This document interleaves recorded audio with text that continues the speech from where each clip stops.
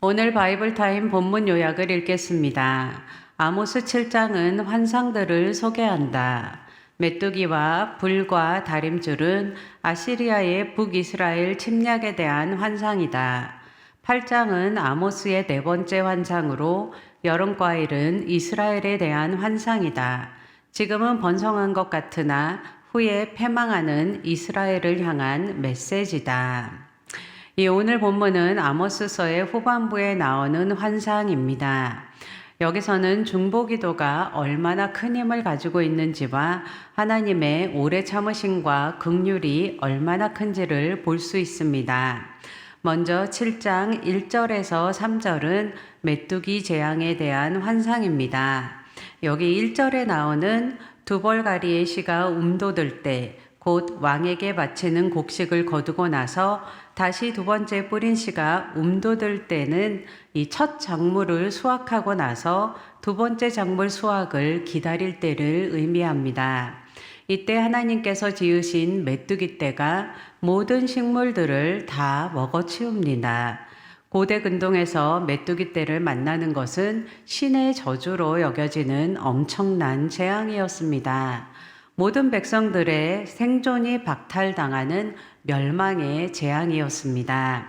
이런 재앙에 대해 아모스 선지자는 이 미약한 야곱, 이 연약하고 보잘것없는 이스라엘 백성이 어떻게 견딜 수 있겠느냐고 한탄하며 심판을 면하게 해주실 것을 중보했습니다. 이 하나님께서 금송아지 우상을 섬긴 죄악으로 인해 모세만 남기고 모든 백성을 멸하시겠다고 하셨을 때 백성들을 구원해 달라고 중보기도했던 모세와 같이 아모스 선지자는 백성들을 위해 중보했습니다. 이 하나님께서는 모세에게 하셨던 것처럼 이 재앙을 돌이키기로 결정하셨습니다. 이 4절에서 6절은 삼키는 불에 대한 환상입니다. 이 초자연적인 권능으로 바다와 육지를 삼킬 만한 크고 맹렬한 불이 일어나는 환상입니다. 이번에도 아모스 선지자는 이 미약한 야곱, 연약하고 보잘것없는 이스라엘 백성을 긍휼히 여기셔서 돌이켜달라고 중보기도했습니다. 그리고 이번에도 역시 하나님께서는 이 재앙을 돌이키셨습니다. 7절에서 9절은 다림줄 환상 이야기입니다. 하나님께서 다림줄을 가지고 쌓은 담 곁에서 다림줄을 잡고 서셨습니다. 이 다림줄은 끈에 줄을 달아서 수평을 측량하는 기준자의 역할을 하는 건축 도구입니다. 이렇게 다림줄을 기준으로 세워진 건축물은 좌우로 기울어지지 않고 견고하게 설 수 있습니다. 이렇게 다림줄을 기준으로 쌓여진 담 곁에서 하나님께서 친히 다림줄을 잡고 서셔서 이스라엘 가운데 다림줄을 두고 다시는 용서하지 아니할 것이라는 것은 인간적인 기준을 가지고 견고하게 세워진 성읍일지라 할지라도 이 하나님의 기준을 가지고 평가될 것이며 하나님의 기준에 따라 심판될 것을 보여줍니다. 그런데 이 세 번째 환상과 앞에 두 번의 환상의 다른 점은 아모스 선지자의 중보기도가 나오지 않는다는 점입니다. 이 앞에 메뚜기와 불의 재앙의 환상에서는 아모스 선지자가 백성들을 위해 중보기도했을 때 하나님께서 마음을 돌이키셔서 재앙들이 임하지 않게 하셨습니다. 그렇지만 그것은 심판의 취소가 아니라 심판의 유보입니다. 이 유보의 시간에 백성들이 죄에서 돌이킨다면 이 심판은 계속해서 유보될 것이지만 그렇지 않다면 심판은 집행될 수밖에 없을 것입니다. 이스라엘은 하나님의 오래 참으심과 간곡한 회개의 권고에도 불구하고 죄의 길에서 돌이키지 않았습니다. 그렇기에 하나님께서는 다림줄 환상을 통해 회개하지 않는 백성들에게 심판이 확정되어서 돌이킬 수 없다는 것을 보여주십니다. 이 세 번째 다림줄 환상은 그 자체로는 재앙을 내포하고 있지 않지만 회개치 않는 선민에 대해 하나님의 심판이 확정되어 돌이킬 수 없음을 보여주는 환상이었습니다. 이 원리, 회개하지 않으면 심판이 임할 것이라는 명백한 사실에 대해 아모스 선지자도 더 이상 중보기도할 수 있는 면을 찾을 수 없었을 것입니다. 이 마지막으로 10절에서 17절은 인간 왕을 위해 일하는 베델의 제사장 아마샤와 하나님의 선지자 아모스의 대결입니다.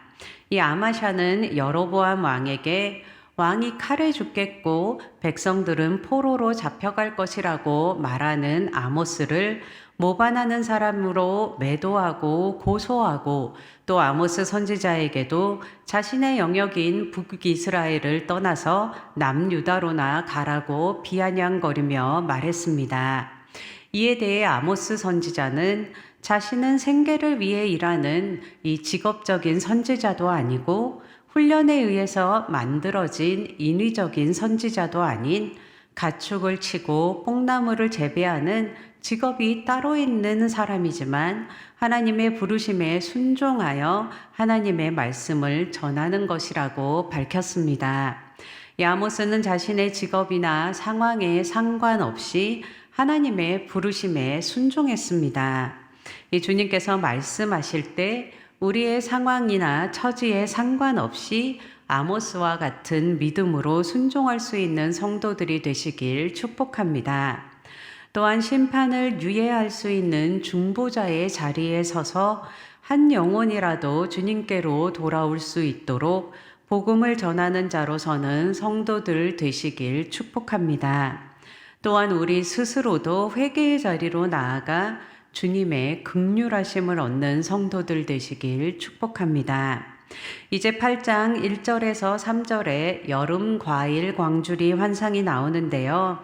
이 앞에 다림줄 환상에서는 심판이 확정되었다는 사실만 강조했다면 여름 과일 광주리에서는 그 심판의 시기가 이제 다가왔다는 것을 보여줍니다.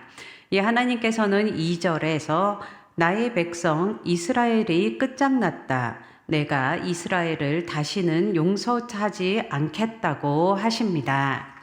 그리고 나서 4절에서 14절에서 이스라엘 백성들의 악한 모습을 하나하나 열거하십니다. 가난하고 힘없는 사람들을 짓밟고 탐욕에 눈이 멀어 곡식을 재배하고 팔기 위해서 하나님께 경배해야 하는 날인 안식일이나 초하루가 빨리 지나가기만을 바랍니다.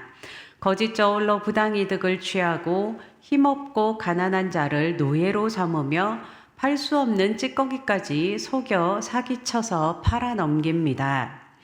이토록 이스라엘 백성들은 종교적으로나 도덕적으로 심각하게 타락해 있었습니다. 그렇기에 그런 그들을 향한 하나님의 심판은 정당합니다. 그 심판은 너무 혹독해서 모든 사람이 통곡하고 비통해야 할 것입니다. 그 심판날에 하나님께서 기근을 보낼 터인데 이 기근은 말씀의 기근입니다. 사람들이 하나님의 말씀을 듣지 못해서 굶주리고 목말라 할 것입니다. 어디를 가도 주의 말씀을 찾지 못해 젊은이들이 지쳐 쓰러질 것입니다. 이 실제로 구약의 마지막 책인 말라기서 이후에 예수님께서 오신 후 쓰여진 신약 성경 사이에 약 400년간 성경 말씀이 공백으로 비어져 있는 것이 이것을 의미하지 않을까 상상해 보기도 하는데요. 어쩌면 오늘날의 모습이 아닐까 생각해 보기도 합니다. 비록 이 땅에 많은 교회들이 있고 인터넷을 통해 마음껏 설교 말씀이나 성경 공부 강의를 들을 수 있지만 그럼에도 불구하고 사람들이 진정한 말씀의 능력을 힘입지 못하고 방황하며 삶이 변하지 않고 특별히 우리의 아름다운 처녀들과 젊은 총각들, 우리의 다음 세대가 진정한 말씀을 접하지 못해서 지쳐 쓰러져 갑니다. 이 젊은이들이 N고, N무의 세대라고 불리는 현대에 하나님의 말씀의 힘 없이 성령의 도우심 없이 우리의 다음 세대는 지쳐 쓰러질 수밖에 없을 것입니다. 이것이 진정한 재앙이 아닐까 합니다. 아모스가 자신의 직업이나 상황에 상관없이 하나님의 말씀을 전하며 중보기도 했던 것처럼 우리 또한 자신의 처지나 상황에 상관없이 하나님의 말씀을 전하며 가족을 위해, 나라와 민족을 위해, 열방을 위해, 특별히 우리의 다음 세대를 위해 중보기도 하며 하나님의 사랑과 은혜를 흘려보내는 한 사람 한 사람 되시길 축복합니다. 제가 마무리 기도하고 각자 가지고 계신 기도 제목을 가지고 계속해서 기도하시겠습니다. 주님, 우리가 어떤 상황에서도 주님의 말씀을 담대히 전하게 하시고 하나님 앞에서 나의 가족, 나라와 민족, 그리고 열방을 위해 계속해서 기도하게 하시고 특별히 우리의 다음 세대를 마음에 품고 다음 세대를 위해 기도하며 다음 세대를 섬길 수 있는 것들을 감당할 수 있게 하여 주시옵소서.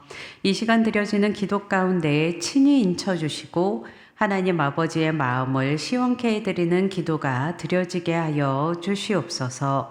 예수님의 이름으로 기도했습니다. 아멘.